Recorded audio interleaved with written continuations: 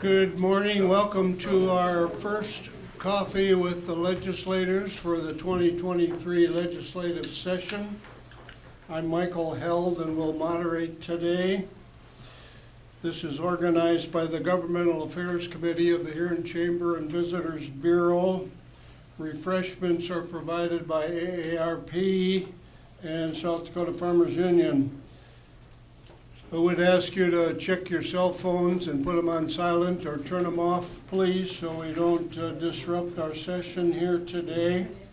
Happy to have with us all three legislators, Senator Wheeler, Representative Chase, and Representative Schneider. Want to recognize the media, Huron Plainsman, and Performance Radio, and thank them for their participation. You can view this on the YouTube under the Huron SD site. Also want to recognize fellow members of the Governmental Affairs Committee. If they just raise their hand, please. There's several of them sitting in the audience. And the President and CEO of the Huron Chamber of Commerce, Lori Shelton. Lori will be our timekeeper this morning. We will begin with 3 minutes opening, and then we'll get to your questions, and legislators will have 3 minutes to respond to the questions, and then we'll have 2 minutes closing. 2 ways to ask questions. One would be to come to the podium and identify yourself and where you reside, or if you would like to rather write your question down. Tom Hansen has cards and pens. Just raise your hand and he'll get you one. And you can write your question down and send it up this way. With that, we'll start with opening statements and Representative Roger Chase. Roger? Well, thank you, Mike, and good morning, everyone. Everybody can hear me okay? Yes. Okay. Well, we're 3 weeks into the legislative session. It's been kind of a busy session so far. Senator Wheeler will have a new responsibility this week. We'll let him fill you in on that later on. It's kind of nice to have controversy in the Capitol, but not necessarily on the House side. For me, the big bill that I wanted to get passed for this session has already been passed. And we'll have a signing probably this coming week in the governor's office on Senate Bill 41. For those of you that are not familiar with Senate Bill 41, it was the fix to the housing bill that we passed last year, the housing infrastructure bill. And they tell you to never get tied or, emotionally tied to a bill. But this one provided that emotional tie, and I almost gave it a name. And, it was like a child. But for 2 years we've been working on this, and, Representative Schneider, Senator Wheeler, and I served on the housing summer study in 2021. When we went around from Pierre to Sioux Falls to Rapid City and all points in between trying to find out what was the needs for workforce housing in South Dakota. And we drafted a bill. Well, we actually modified the governor's bill from last year. And long story short, there was one thing then there was a hang up to the governor. And so we came back this legislative session. We knew that people were waiting for these funds. And so we put it on a fast track. And it was on the fast track so much that it even made the House nervous that we were moving so quickly. But needless to say, it took 2 weeks and a day to get this passed through both chambers and to the governor's desk. So Senate Bill 41, reality, I'm very comfortable. It felt like I had took a 1,000-pound weight off my shoulders once that passed. So I want to thank my other 2 representatives and senators for their support and their help, not only through the summer study, but helping us get this taken care of in expedited fashion this year. We had some interesting bills in House Ag. We passed out House Bill 1029 and House Bill 1090, which were 2 bills that strengthened zoning ordinances and then provided for protection from farmers and ranchers on nuisance claims. And so both those bills are out of the House, headed over to the Senate. But it's been a busy time frame and off to a good session start. So be looking forward to all of your questions later on. Thank you, Representative Chase. We will go to Representative Lynn Schneider. Thank you, Michael, and good morning and welcome everyone. Good to see you all here on a rather chilly day and prepping for a long, chilly week, but at least not as tough as we had in December, I hope. You know, before I start, I'm just gonna pop out a little quiz here. There's a little known fact about me this year in the House, where there are 70 representatives. My wife knows what it is, but a couple of the long timers in terms of age, not in terms of service out there, were talking with me and wonder why they thought that I was close but not the oldest. But I am the oldest member in this session in the House of Representatives. So I wish I could translate that into lots of legislative experience. I just started this road a little late in my life, but it's been very interesting and learned a lot. And I just want to piggyback a little bit on Representative Chase's the Housing Infrastructure Bill 41.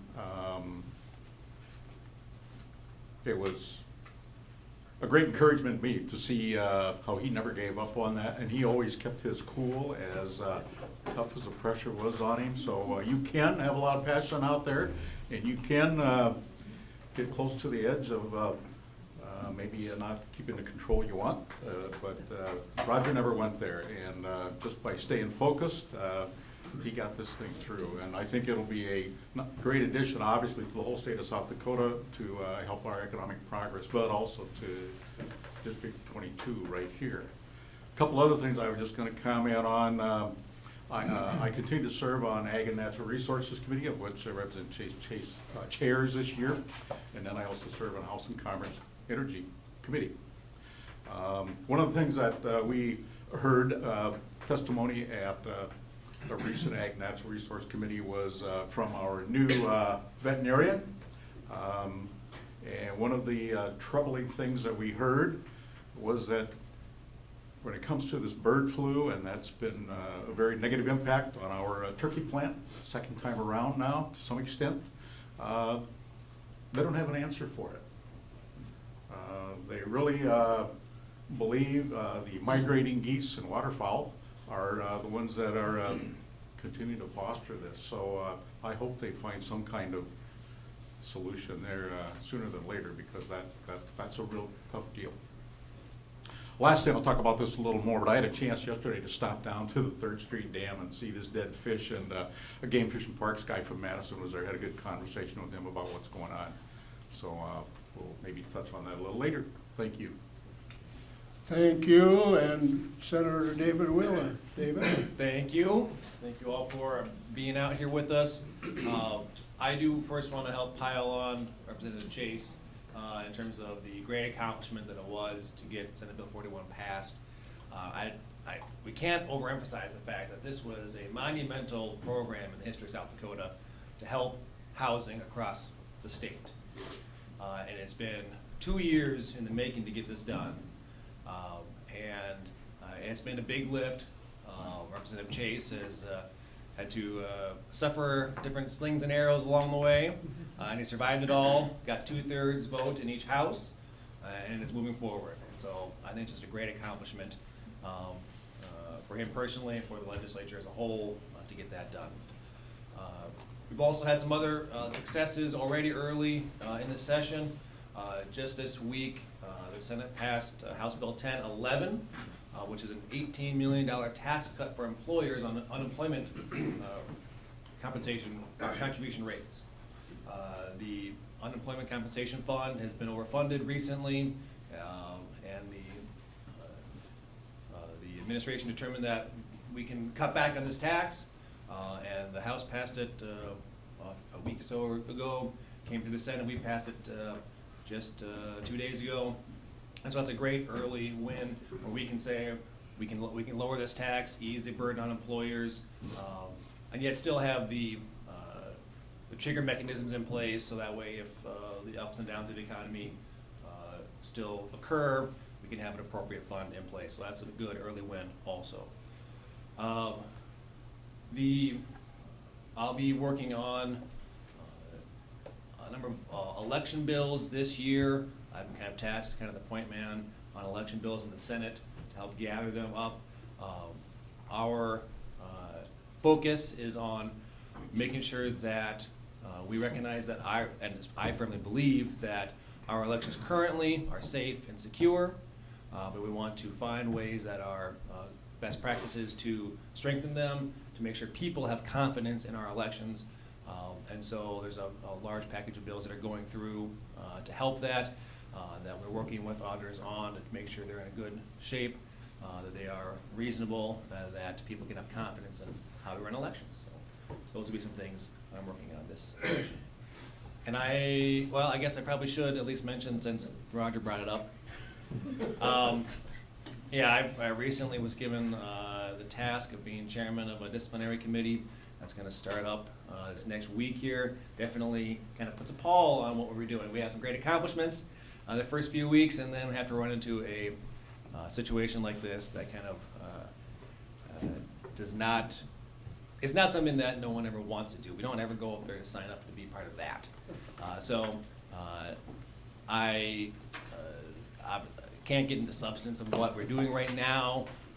The process is still being determined, but we're hoping that we can have a good, transparent process quickly, so that way due process is allowed, and that people have transparency in what is occurring, and that hopefully you will feel confident in our outcome, whatever that is, at the end of the process. Thank you. Thanks to all three of you. We're ready for your questions. If you have a question, you come to the podium and I give your name and where you reside. I would remind you that we're here to listen to the legislators, not the questioners. So I would ask you to get your question stated briefly so that the legislators can make their response. Who would like to ask the first question?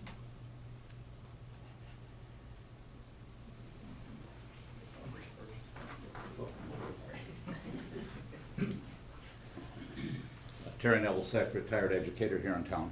Senator Wheeler, what can you tell us about Senate Bill 39? Because that's where they're talking about putting the professional practices for both the administrators and teachers under one umbrella. And I've watched over my career that it worked well to create punishments when necessary, but also protect privacy when not. So I was just wondering if you had an insight as to what was driving that. Thank you. I can tell you absolutely nothing about that bill. That's fine. It's new. It looks like it was introduced earlier in the session, or referred to the Senate Education Committee, which I don't sit on. I had Mr. Kaufman actually bring that same bill to my attention earlier today, and so today's the first I've heard of it. And so I'll definitely be looking into that. I'll be happy to hear feedback on what I haven't read the bill, but I'm glad you're bringing it to my attention so I can watch it through the process and be aware of it. Thank you. Any desire to comment over here? No. He's exactly right. It's been introduced but not scheduled for a hearing yet, so no discussion has happened on it one way or the other. Thank you. No, I really don't have anything to add either, but I would note that, because I haven't looked at it yet, but I just pulled it up.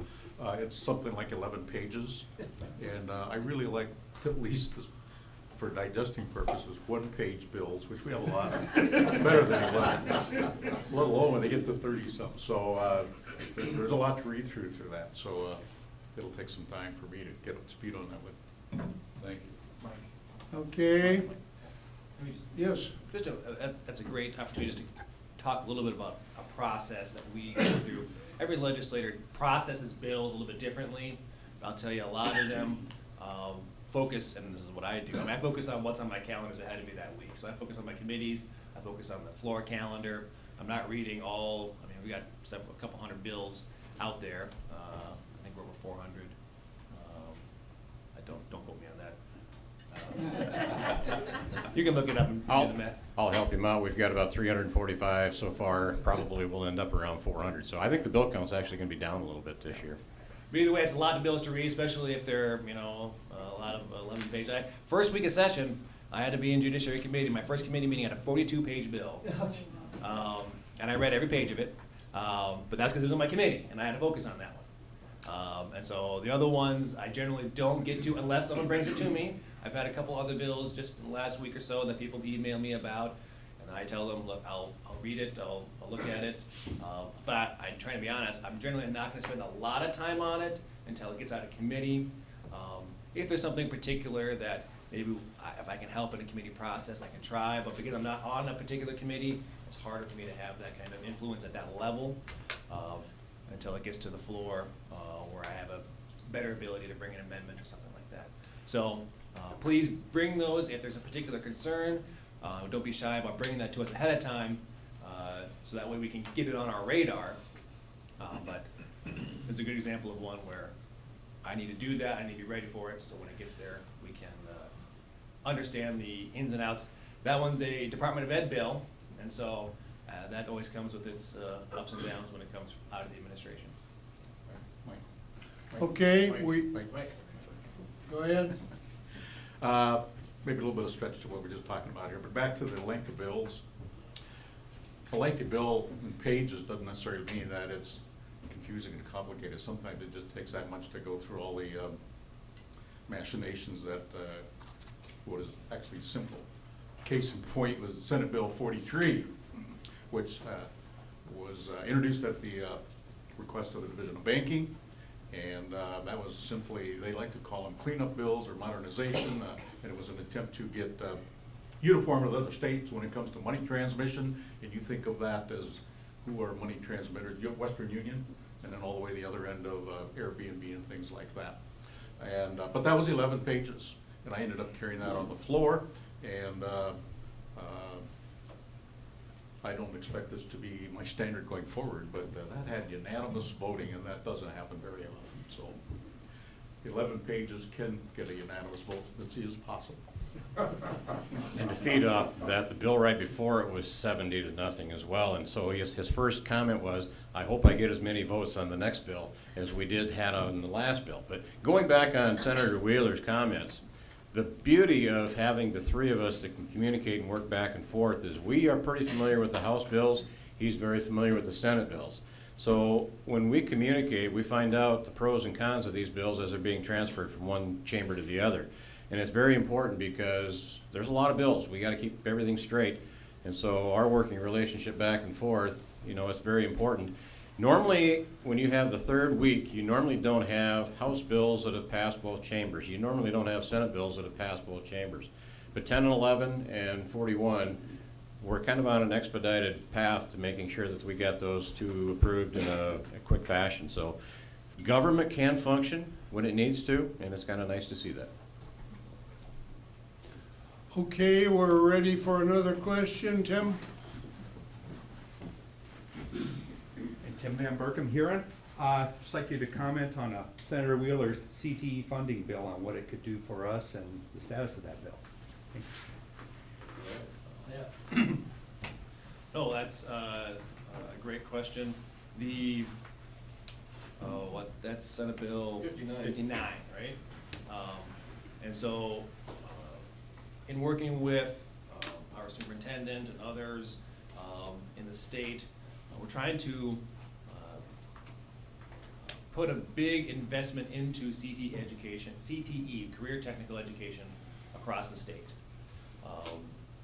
Currently there's a small program, it's funded around $1.2 million on an ongoing basis that provides grants to school districts. That's kind of capped at around $250,000 per project, which is good on an ongoing basis so you can help out programs. But what we want to be able to do is we recognize that there's a bigger need for a larger infrastructure investment into this type of education. That might be building out a school, expansion, might be a new building, because CTE education often requires a lot of space. It's not just a small classroom. It also generally requires, or often requires, a lot of expensive equipment. And so they are just expensive programs to have. And we want to try and create a focus on regionalizing that type of education, because Huron may be able to have a CTE program, but it's a lot harder for Woolsey or Hitchcock or Iroquois or Sanborn Central to do the same. That by encouraging schools to work together, which this bill does, we can hopefully allow more students access to this type of education. CTE education has great benefits for students. CTE students have a higher graduation rate. They're more dedicated once they find subjects they're involved in, they like to be in. And so it's a great type of education that we can promote better through just sometimes some brick and mortar that needs to be put in place. And so this bill is putting that forward to allow larger grants, 7-figure grants, that could put some big dollars in place, fund some larger programs. North Dakota did this last year. They put to the tune of about $90 million, about 20 million ARPA dollars, and around 68 million in state dollars that went into a program to provide grants to schools. I know we're not gonna get that kind of dollars out of Dakota, but I'm hoping to get a good amount through the appropriations process. It passed unanimously out of the Senate Education Committee. So they refer it on to the Joint Appropriations Committee, where it will sit there and go through the appropriations process. If you look at the bill, it's somewhat unique in that it only has $1 in it right now. And that was in the discussion of how do we pick a dollar figure, we decided to not pick one at the beginning. We're gonna see where the dollars are at later, because this is a scalable program. You could put $30 million, you could put $5 million. There's a lot, depending upon the dollars that are available, and the number of projects we want to fund, it could be a large or a small program. I told the Senate Education Committee I'm hoping $15 to $18 million to be in the program, but that's for debate later on when we go through the appropriations process. Those decisions usually aren't made till a little farther into session. But that's a big program, and I want to give a lot of credit to Dr. Steinhoff for bringing this idea to me and really providing some of the impetus to what could be a large program in South Dakota. Go ahead, Roger.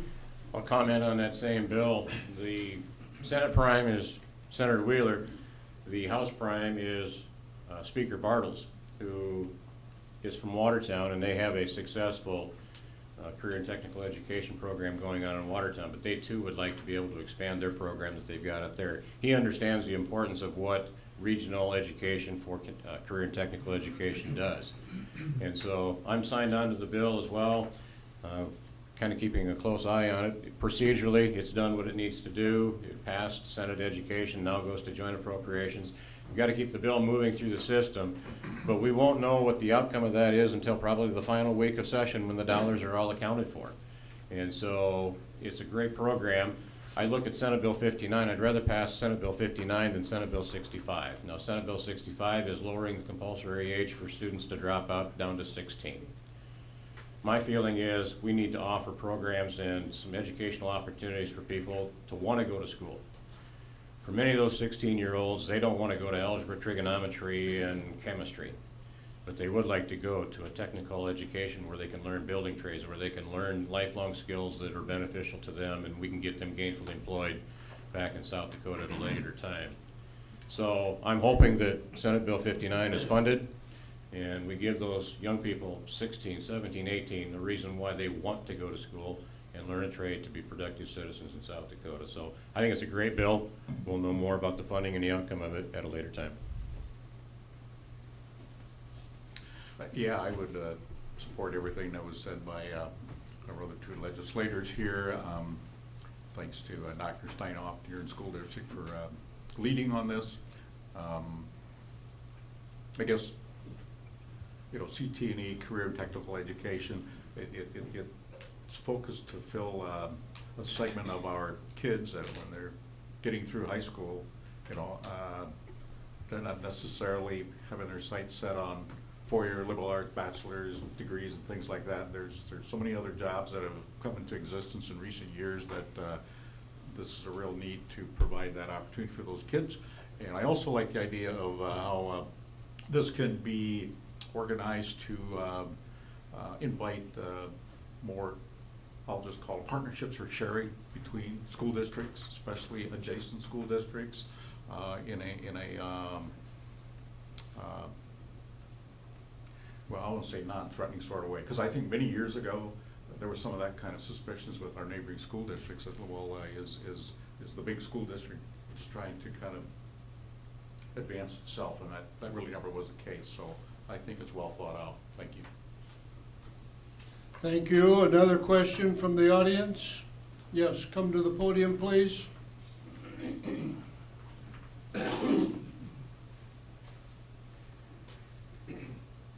Morning. My name is Nolan Webb. I live in southern Speen County. First of all, thank you, all three of you, for giving up your time to serve South Dakota. Really appreciate it. I sit on the board of Northern Electric, and we have a lot of concern, along with other co-ops, electric co-ops and other utilities, about House Bill 1126. I wonder if you could shed some light on the reasoning behind it. Thank you. House Bill 1126 is what I'm carrying at the request of Rapid City Pier and Eastern Railroad. Whenever there is a utility service that goes underneath a railroad bed, the railroad is required to send out a railroad employee to monitor the construction and the project that's going on to make sure that the bed itself is not compromised. And many times, when you take a railroad employee to that location and have them monitor the construction as it's being done, whether it is an installation of an electrical line, internet line, water line, whatever the case might be, it costs that railroad a substantial amount of money to send that employee out there to monitor that, to make sure that the railroad itself, the bed, is not disturbed. They had last year $17,000 in reimbursement from utility services. Right now, it's $750 to pay back to the railroad to offset the cost of the monitoring to the employees. It costs the railroad over $54,000. So what we're doing is raising that fee from $750 to $1,400. It's not going to make the railroad whole, but at least it keeps them from losing so much money, or it's a cut in the amount of loss to the railroad. So that bill comes up, House Transportation, on Tuesday morning at 10 o'clock. I know that municipalities, I know electrical services are going to be fighting the bill, but if we share the details, we share the expenses of what it's costing the railroad, I think it's only fair that we take a fair look at what it's costing the railroad, try to make them a little more whole and offset some of their cost. Go ahead, Lynn. I don't have much to add to that, and maybe Representative Chase can clarify this, but the other thing I've heard is that, this disparity between 17,000 collected and 54,000, their real expense, that a lot of the crossings that happened, they were never able to collect for, and I'm not sure if you know any details about that. It all depends upon what came first. If there was a road or a utility services prior to the railroad, there's no fee. But if the railroad bed was there and then they came across with utility inputs, then the cost does exist. Comments? Thank you, yes. I have been talking with Representative Chase and with the railroad about working with this bill. It is designed to be just to provide a little more even playing field in this, because my understanding was that for several years there was like no cap on the fee, and then back, it was like this 2014, they came and said they capped the fee at $750. And after several years of working with that, the railroad is saying that's just not the precise number. Maybe the original setting wasn't accurate, but so it's about how do you allocate costs between entities. If someone is going to cause you money to spend money on something, is there a right to have some appropriate reimbursement? And so we're definitely going to have a good discussion about what is the right dollar amount. This is a fight between railroads and utilities and municipalities about when utilities and right-of-ways cross. So it's not going to be the most exciting or a sexy bill you're going to see all session, but it's an important bill for those that are affected by it. So I'm hoping that we can come to a resolution where we have some fairness between all the bodies. It's not a sexy bill, that's why they asked you and I to prime it. Thank you. I was given a couple questions on the grocery tax, so I'm gonna put them together and have the legislators comment on both items. One question wonders that if the grocery tax is eliminated at the state level, how will that affect cities and municipalities? And the second question related to how do you figure out what's groceries and what's prepared food, like an example. So if you buy a box of crackers and a block of cheese, you don't pay the state tax on that. What if you go to the deli and buy a prepackaged tray of cheese and crackers? Is that still taxed, or is that eliminated at the state level? Who would like to start and talk about elimination of grocery tax? Lynn? Yeah, thank you. The governor's grocery tax bill, HR 1075, was heard this week in the taxation committee on Thursday. It did come out of there, I believe, like 12-1 with a do pass recommendation, where it got referred on to appropriations, where those types of taxes, there'll be a couple others coming in that regard too, will be finally dealt with to see how it all fits into the overall big budget that we have to pass before we go home. So, the matter of how it might impact cities and municipalities, because the state piece is 4.5%. That's what this bill is talking about, and this bill would make that 4.5% go away permanently as it stands. And then besides that, most every municipality has took the option to have their own 2.5% sales tax on top of it. And then, of course, there's one more percent for bed, board, and booze tax, so you can get up to 7.5% or so that a lot of municipalities are there. There's no impact on the cities themselves for the way this bill stands now. I mean, it's not designed to have any effect on that city tax as opposed to eliminating it or cutting it or anything else. That'd be a whole total separate deal. And from my perspective, and I would assume every municipality, I mean, that would really be devastating to cities. It just would have to have a huge alternative source of revenue because it's so critical to city budgets. And so that's my opinion, that I don't see, now it could start the conversation of, well, once we get this done, you know, can we do something with the city tax, because that's high too, you know, this, that, and the other thing. So I just don't see it. I don't hear any appetite. The other appetite that I really do hear and hear for a tax cut, you know, this would be in the neighborhood of $110 million a year out of at least a $2.2 billion budget of our general funds that we spend. And there's, to me, what I can hear, a general appetite around the Capitol of being favorable to a significant tax cut like that. So will we really get there by the time we get to the finish line and by the end of the session? Kind of still up in the air, a lot of discussion, debate to have on it. We'll see. But the other piece, maybe someone else wants to talk about cheese and crackers. Well, I'll agree with everything that Representative Schneider just said, and the other day we were in whip groups, and somebody asked, when did the governor announce the repeal of the grocery tax? And I said it was September 29th. And everybody looked at me like, well, how do you remember that day? And I said, well, if you think about it, what happens on September 30th? Cities have to finalize their budgets. And when you have a governor comes out and says she's planning on repealing the sales tax, the cities are all counting on that 2% to make their budgets whole. I had several city commissioners call and say, what about our 2%? And I said, well, we need to find that question out. Well, the repeal of the sales tax wouldn't have any bearing on the city's 2% tax. And to go to the preparation, you know, I would say that if you bought a box of crackers and some cheese, it would be free of the food tax. If you bought the prepared relish tray, that more than likely would be taxed. Let me give you another example. You can buy a frozen pizza at a grocery store. If you buy a pizza at Godfather's, you're gonna pay the tax.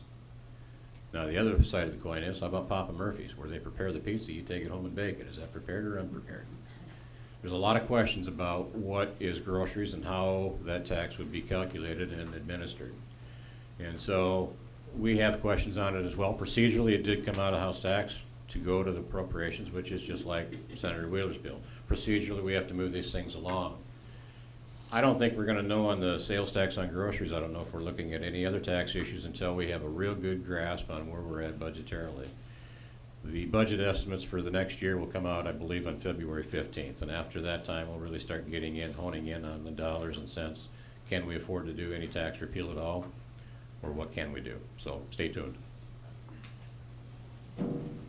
Senator? Yes, I am.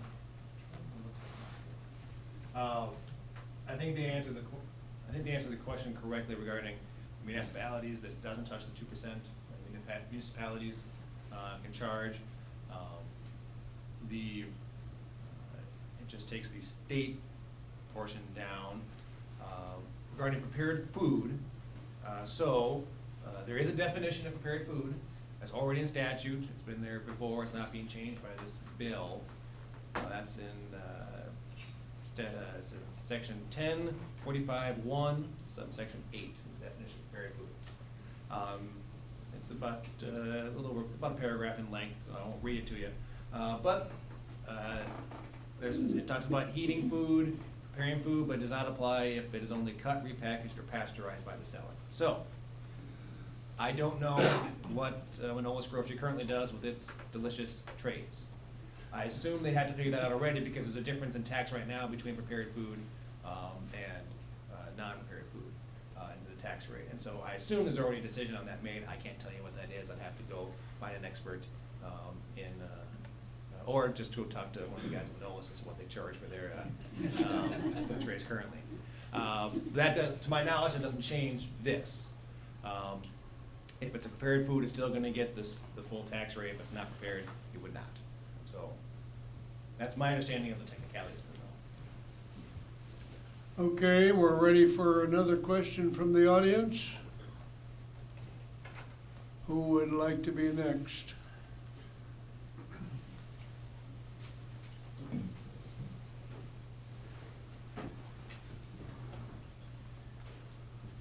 Tom Hanson, resident.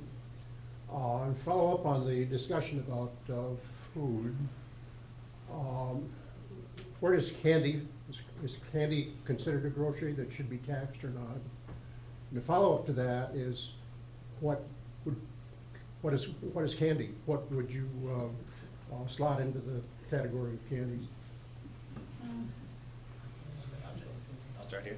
Go ahead. Because it's right in front of me, there's a definition of candy also. But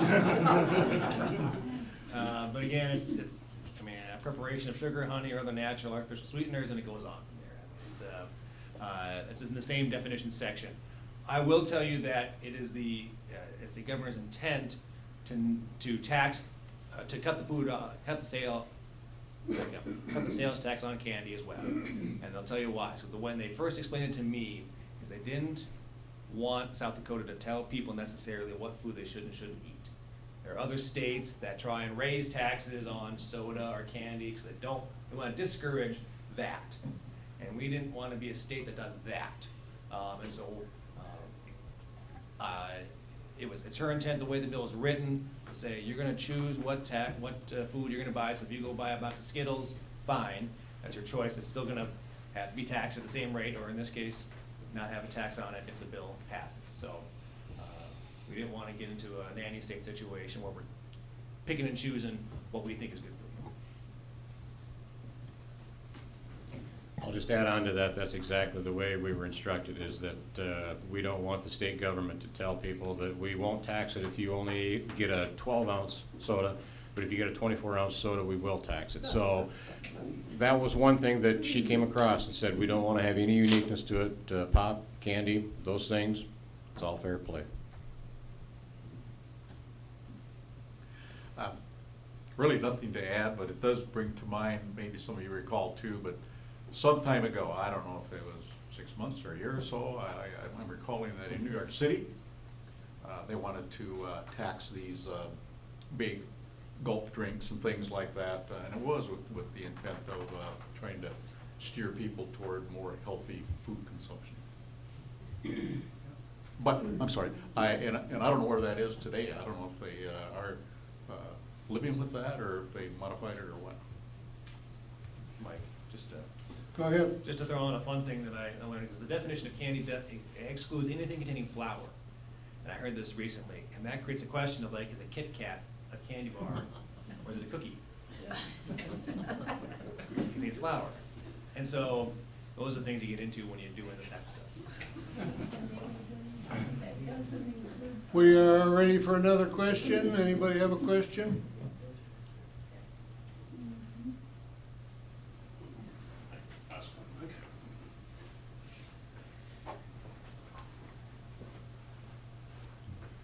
Ben Chase, your fearless reporter and resident of Huron. David, you get to be part of one of the not-so-fun things within the legislature, and we had to go through a similar process last year with another state official.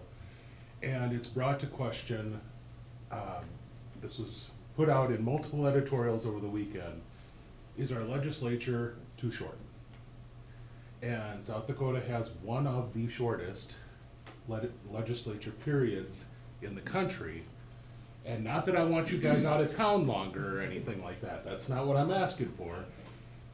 But what would be the effect of having a longer legislature period, having a longer time that we process this, so that something like this that needed to happen, where the legislature needed to process through disciplinary actions, things like that, could work? And also, we could then refocus back onto bills and things like that. Would that have a significant effect on the overall work of the legislature? Thank you. As a former lobbyist, I always thought it could be 25 or 30 days rather than 40. But, who would like to address Mr. Chase's question? Well, the other Mr. Chase will make an attempt at it, and yes, there was a flyer that came out on our desk. I don't know if you other two read it or not, comparing the length of South Dakota's legislative session with other states across the nation. And we do have one of the shortest sessions at 38 days as compared to most other states in the country. There's advantages and disadvantages. We are busy. I mean, 38 days to get everything done, to get everything passed through both chambers, to allow full discussion, to allow people to give their input. We're busy. And so it's busy for the LRC staff, and it's busy for the legislators to make sure that we meet all the deadlines. Would it make everything better if we had more time? I look at the fact that we are a citizen legislature that takes time away from their jobs to go to Pierre to serve. And if you lengthen the time, you will take away the opportunity for those that want to serve, in my opinion. I don't want to go to Pierre for 4 months. It's tough enough to go there for 2.5 months. And I always go back to the theme paper theory. If the teacher gives you 20 days to get a term paper done, guess when you really get busy on it? Day 18, 19, and 20. We know the timeline going into the legislature. We know the deadlines. Everything's spelled out when we got to have things done. And going to a longer session, I don't think would have any positive input. The situations that we've been dealing wasn't necessarily based on the length of time that we're there. It's just, you know, some of those things that happen, and it's strange. Hopefully we'll go years before we have another instance that we have an impeachment case or a situation like they're dealing with in the Senate. I think in order to keep it as a citizen legislature, we need to keep it at the 38 days and keep us focused, keep us functioning, make us work. We know the deadlines. We all have to play within the same rules, and we'll get it done. Yeah, thank you. I mean, it really is a good question and a debate around, but I certainly agree with the citizen legislature description or characterization, because we are there to serve the people of South Dakota, and after 35 to 40 days, which is kind of our option of range that we can do it. One of the other reasons that we don't get that final budget put together till way late in the session is besides what's been mentioned, we try to have the most recent and up-to-date projections and actual revenue numbers of what we've been collecting. So by the middle or 10th or so of February, then we'll have through the end of January what was there. Right now, we got through the end of December, and we've, in our case this year, that revenue has been coming in quite a bit higher than budget, and so we are expecting that we can see that continue through the rest of this fiscal year to June 30th. However, you know, with where's inflation gonna end up, where's the recession potential gonna go, in the end, you finally have to sit down and make a decision. And so I think the citizens of South Dakota are better served with these shorter sessions. One thing about these two, I'll call them rare instances that have popped up this year, last year, one good thing that's in our rule books and everything is there is a well-identified procedure for processing through these situations, and that's what's been triggered now with the one that's right in front of the Senate. Trouble is with that, because it's so rare, there's probably a lot of dust on those rules, and it takes a while to kind of get that cleaned off, and because it's a double-edged sword. You don't want to have dealing with that every single year, because that's not a good picture either. So, but I think all in all, we're well served as a state with the length of the session we do have. Thank you. So, South Dakota originally had a session every other year, your biennial state. And then eventually, and my understanding of the history of it is that eventually then they added on a session in the off years to do budgeting. It was a shorter session. And then over time, for a long time, there was a 40-day session, then a 35-day session. They're kind of different lengths. And then sometime in the last, within the last 20 years, the people of South Dakota saw fit just to amend that to say 40-day session every year. But recently, we're not using all 40 days. We're only scheduling, last year, this year, we're only scheduling 38, and that's what it's been for the calendar's been for the last few years, only 38 days. And that has to do with weekends and holidays and how you create the calendar, and then if you go an extra day, then you flip to another Monday, and so it's there's a lot of work that goes into setting that calendar. But I don't know that our session needs to be any longer. I think it does. So far in the 2 sessions that I've been through, now this is my 3rd, it seems to me that our length of session forces enough action while not letting us drag things out. We obviously have the ability to use special sessions, and I mean, we've had, 3 of them in the last 2 years, and so we can use those if necessary. But our normal legislative session really does require us to keep things moving along. So committee chairmen don't hold bills up. They keep on moving them through. You see things moving on the agenda. So things do move quickly, and it's a way to help process everything in a good expedient manner. If a bill needs more time, it can be held a little longer. It'll work its way through the process.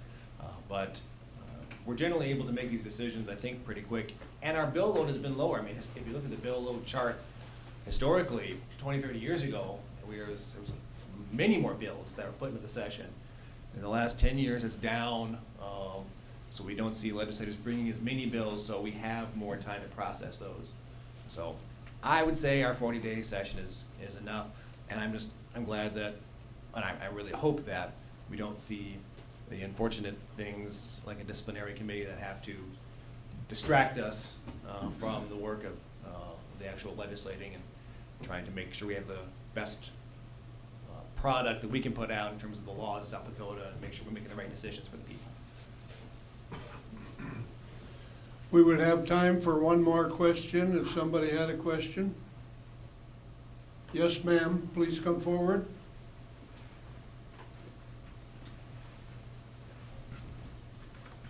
I'm Dolores Brown, and I'd like to know, is Christy Noem using our tax dollars to sue the January 6th committee? They did a wonderful job. That was about the most horrible thing that ever happened in this country. And I'd like to know if she's using our tax dollars to sue the January 6th committee. And also, I'd like more transparency on how she is using our tax dollars. She flew all over the country campaigning for Trump and going to political events and raising money from other states for the re-election campaign. And we have a right to know how much of our tax dollars were used for that. Plus, she put that huge private television station, her own private television station in the Capitol, then all that money, and wants to defund public television. We have a right to know. I hope you don't let her defund public television. Thank you. Who would like to start? Why don't you go first, Lynn? Yeah, thank you. Well, thanks for coming out today, Dolores. I think I met you at the Capitol a couple days ago with the AARP group. We just didn't get to do more than say hi, but just one quick second on that. It's really helpful to the legislators when different groups like that come out to the legislature for a day to help educate us more on their positions and what they do. And so thanks for being a part of that. You know, those points and questions you raise, we hear along the way, now and then, of course. I suppose my first thought is, you know, when she was up for re-election last fall, the voters had a chance to weigh in on all of that. And my other opinion would be, I mean, you know, like myself and maybe most of us, you know, she's not perfect. Some people in government are more open to admitting their mistakes they'd like to do over than others are, but that election was pretty strong. So my impression is that the voters of this state spoke and decided that they could live with those issues, and I don't know what else to add to that, but I appreciate you bringing it up. I'll add a little bit to that as well. You know, GOAC investigated the usage of the state plane. They didn't find any discrepancies that they were concerned about. And we talked about it here just a little bit ago. When you're a public official, people look at you and say, well, what they're doing is not right. Perfect case in point on Senate Bill 41 this week. I don't know if many of you caught the discussion or the problem after we passed that bill on the House floor. It was brought up by a legislator from Rapid City that Representative Chase shouldn't have been involved with that bill because it was a conflict of interest. Because I was in the real estate business, that I would profit from the passage of Senate Bill 41. And my comeback to that is that, well, who do you expect to lead the charge on something like that? You've got to have somebody that has a level of expertise in that field in order to promote a bill and passage of an important piece of legislation. If we're going to be scrutinized and analyzed every time we pass a piece of legislation, then every farmer that's in the legislature shouldn't vote on an ag bill. Every educator shouldn't vote on an education bill. Every veteran shouldn't vote on a veterans bill. And for all of the attorneys on the floor, they need to get up and walk out. And what would you be left with, folks? We are a citizen legislature that looks at what's best for the state of South Dakota, and yes, sometimes there could be a perceived conflict. But in order for South Dakota to have the best people out there representing you and making sure that we pass the laws that affect each and every one of you, there's going to be conflict, there's going to be that perceived impropriety. So I guess I'll leave it at that. We all know that, you know, there's things that are spent, or dollars that are spent out there, but, you know, we don't want to be perceived as being corrupt or crude or anything along that line. Senator? Thank you. I just try and answer the first question you asked is she suing the January 6th committee? I've never heard of that. I mean, I know she raised some concern and asked for an investigation because her social security number and that of her family was leaked out to the public by the January 6th committee. Whether intentionally or unintentionally that happened. I'm not aware that she's using tax dollars to sue anybody over that. I had not heard of that. I think my colleagues addressed like the private TV studio. You can criticize her or not for that particular expenditure. The citizens of South Dakota heard about that before, and they still reelected her with pretty high margin. So I think the people have spoken in terms of what they think regarding that. And I haven't heard anything about her wanting to defund public TV this year. I haven't heard of any particular budget cuts regarding that. And so I can't say that she's moving forward with anything in that range. She says it quite often that she wants to defund public television. Almost every speech Sure. she gives. But I haven't seen that in a budget proposal. You have to keep in mind, it would take the vote of the legislature to approve something like that. Well, I hope you wouldn't. I don't think we Thank would. you, ma'am. Thank you. We have used up our hour this morning, so we're going to give each of the three an opportunity to make some wrap-up statements. And we will start with Senator Wheeler. David? Thank you. I always enjoy these conversations. Some people don't like having to get up in front of other people and answer random questions, but I enjoy that because it keeps me on my toes and it lets me know what's important to you.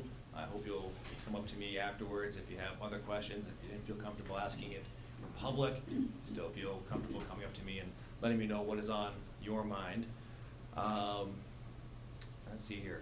Just to highlight a few other things that, at least one other thing that I was working on this week is that I am working with Governor Nome on Senate Bill 75. It's an act related to prenatal support for expenses related to pregnancy and childbirth. This is part of the governor's effort to show that being pro-life means being more than just about abortion.